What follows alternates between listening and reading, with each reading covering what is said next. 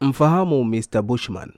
Kama wewe ni mkongwe unaipenda kutazama filamu za Kiafrika, bila shaka utakuwa unaifahamu ile filamu maarufu ya The Gods Must Be Crazy iliyoigizwa na jamaa fulani hivi maarufu kama Bushman. Leo nitakujuza mambo kadhaa kuhusu Bushman. Jamaa jina lake kamili anaitwa ni Shao Toma. Alizaliwa Disemba 16 mwaka 1944. Alikuwa Mnamibia na mwigizaji ambaye alikuwa akiishi porini. Alikuwa maarufu baada ya uhusika wake kama mhusika mkuu katika filamu ya The Gods Must Be Crazy iliyoigizwa mnamo mwaka 1980. Yeye alicheza kama mtu kutoka jangwa la Kalahari na watu wa Namibia walimfahamu yeye kama mwigizaji maarufu kuliko wote nchini Namibia. Ni Shao alikuwa mwanachama wa San, yani wenyeji wa maeneo ya jangwa la Kalahari, ambao pia walijulikana kama Bushmen. Alikuwa na uwezo wa kuongea kwa ufasaha lugha au makabila takriban matatu na upatikana maeneo ya Namibia, yani Kijuhon, Kiojiteherero na Kiswana. Kutokana na mwenendo wa maisha ya porini aliyoishi, yeye mwenyewe hakujua umri wake halisi, na kabla kuonekana katika filamu ya The Gods Must Be Crazy, Bushman alikuwa na uzoefu kidogo sana wa maisha ya kisasa. Alikuwa amewahi kuwaona watu weupe, yani wazungu, watatu tu, na alikuwa hajui thamani ya fedha ya noti. Kwa mujibu wa tovuti ya Legend, fedha ambazo angepata katika mapato yake ya kwanza katika filamu ya The Gods Must Be Crazy alikuwa tayari kuziacha zikaenda na upepo, maana hakujua matumizi yake. Katika filamu hiyo ya kwanza ya mwaka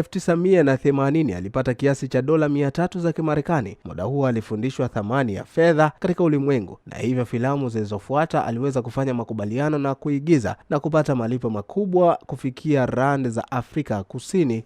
Japo hakuwa na uelewa wa matumizi ya fedha, bado aliweza kujenga nyumba nzuri kwa ajili ya familia yake.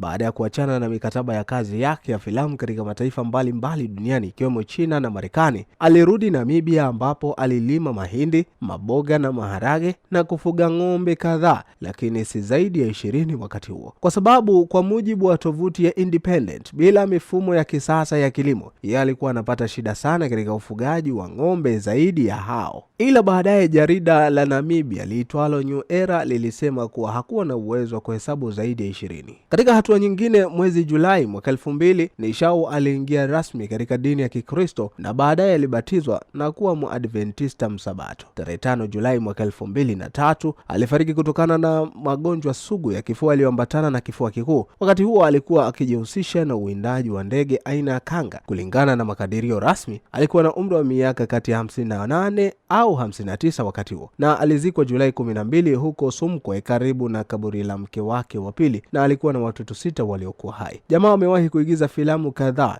ikiwemo The Gods Must Be Crazy ya mwaka 1980, The Gods Must Be Crazy ya mwaka 1988, hiyo ilikuwa ni nambari 2, Quaka Strikers Back mwaka 1990, Crazy Safari mwaka 1991, Crazy Hong Kong mwaka 1993 na kadhalika. Huu ni ukweli na si uvumi.